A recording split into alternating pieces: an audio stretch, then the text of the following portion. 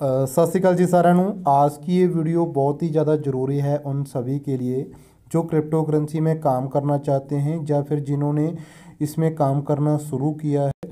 तो इस वीडियो में आपको क्रिप्टो करेंसी के बेसिक और ज़रूरी कॉन्सेप्ट के बारे में पता चलेगा। तो शुरू से लेकर लास्ट तक आपने ये वीडियो को ध्यान से देखना ताकि आपको इसकी पूरी जानकारी मिल सके। तो क्रिप्टो करेंसी पर बात करने से पहले मैं बात करूँगा करेंसी के बारे में, क्योंकि हमारे को जब तक किसी भी चीज़ का रूट या बेसिक नहीं पता होती तो हम उसके सही पॉइंट पे नहीं पहुंच पाते। क्रिप्टो करेंसी की शुरुआत, इसकी रिक्वायरमेंट, ये क्यों इतनी पॉपुलर हो रही है, बहुत सारे क्वेश्चन हैं। तो ये सब के सब हमारे को क्लियर आउट करने से पहले हमारे को करेंसी के बारे में जानकारी और इसकी हिस्ट्री के बारे में जानकारी होनी चाहिए। तो करेंसी के बारे में मैं जो करेंसी का है उसके ऊपर बात कर रहा हूँ। तो करेंसी क्या है कि जो भी हम अपना INR है, यूरो है, अपना USD वगैरह है, डॉलर है, जिसको हम फिएट या अपना राष्ट्रीय करेंसी भी बोलते हैं, वो एक करेंसी है। तो जिसके बीच में हम अपने पैसे का लेन देन, ट्रांसफ़र वगैरह इसमें करते हैं, तो ये एक फिएट करेंसी है। तो ये पूरे का पूरा चैप्टर है जिसके बीच में हमारे को, जो करेंसी के बीच में जो भी हमारे को प्रॉब्लम आ रही थी उसको दूर करके क्रिप्टो करेंसी का रुझान तभी इतना ज़्यादा बढ़ रहा है।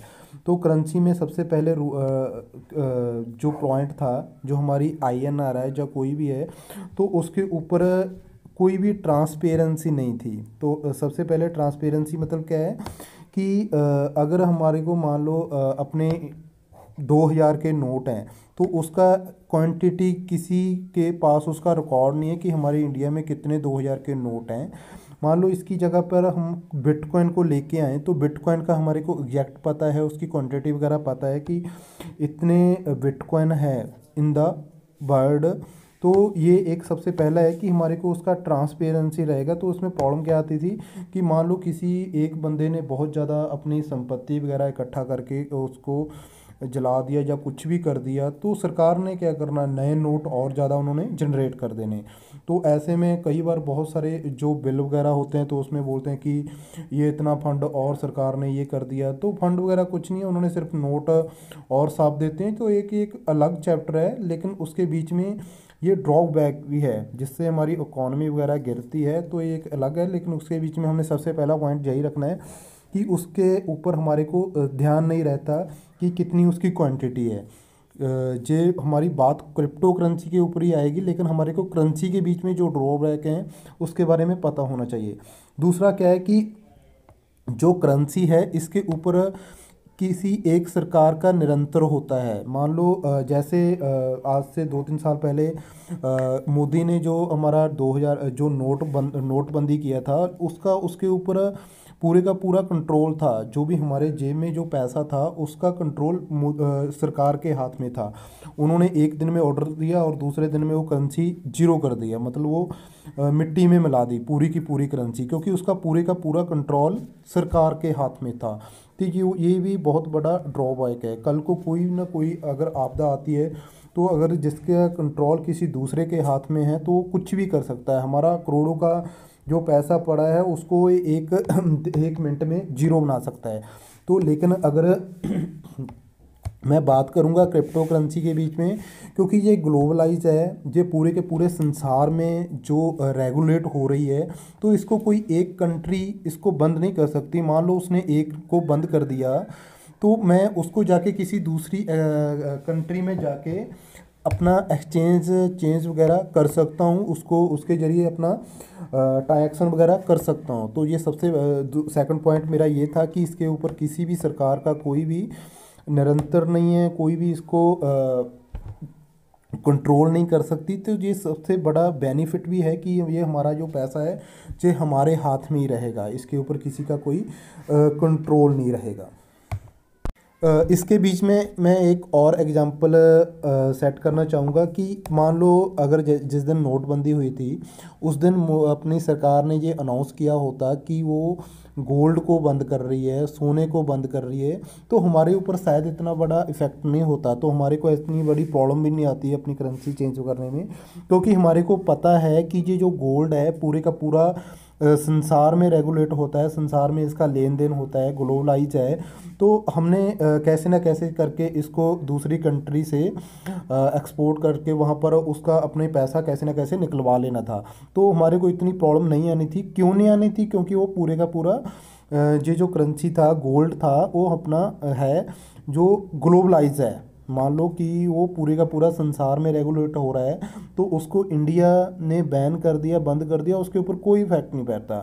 तो आपको ये पॉइंट बिल्कुल क्लियर आउट हो गया होगा कि ये जो करेंसी है जो पूरे संसार में चल रही है, तो उसके ऊपर किसी एक सरकार का कोई हक नहीं है कि उसको बैन कर दे।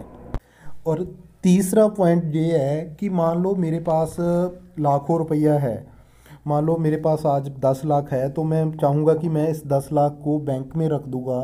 तो बैंक हमारे को कोई भी ज़्यादा बैंक में जो पैसा रखूँगा, वो बैंकिंग सिस्टम ऐसा है कि हमारे को साल भर साल तो हमारे को वो गरीबी की तरफ ही ले जाता रहेगा।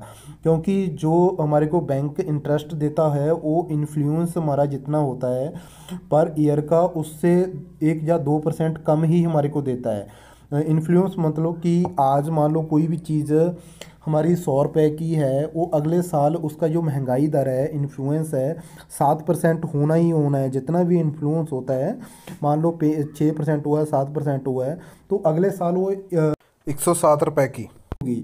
लेकिन अगर मैंने 100 रुपया अपनी बैंक में रखा, तो अगले साल मेरे को 105 रुपये ही वापस करेगा।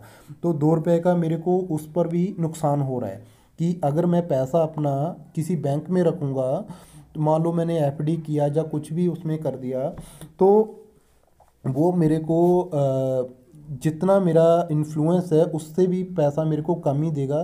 तो थर्ड नंबर पे ये है कि अगर मैं पैसे को अपने को होल्ड करके बैंक में रख, और इसी जगह पर अगर हमने कोई भी करेंसी, क्रिप्टो करेंसी हमने उसको होल्ड करके रखा और 2 या 3 सालों तक किसी को भी होल्ड करके रखा, क्योंकि वो लिमिटेड है, एक उसकी क्वांटिटी फिक्स है कि वो इतनी है, तो उसकी जो उसके बीच में जो इंक्रीमेंट होना है, उसके बीच में जो ग्रोथ होनी है, उसका फ़ायदा भी हमारे को मिलेगा ही मिलेगा। नंबर 3 पॉइंट है कि अगर हमने कोई भी पैसा अपना फंड वगैरह बैंक में रखा, तो हमारे को रिवर्स लेके आएगा, गरीबी की तरफ लेके आएगा। तो ये 4-5 पॉइंट मैंने आपको जो हमारी फिएट करेंसी है उसके बीच में बताए हैं। तो आपने इसको ज़रूर कंपैरिजन करना है क्रिप्टो करेंसी के, आपको फ़ायदे इसके बीच में ज़रूर फाइंड आउट हो गए होंगे कि हमारे को क्रिप्टो करेंसी का क्या फ़ायदा है, वर्चुअल करेंसी उसका क्या फ़ायदा है, हमारे जो कंपैरिजन टू हमारे INR या फिएट करेंसी के बीच में से।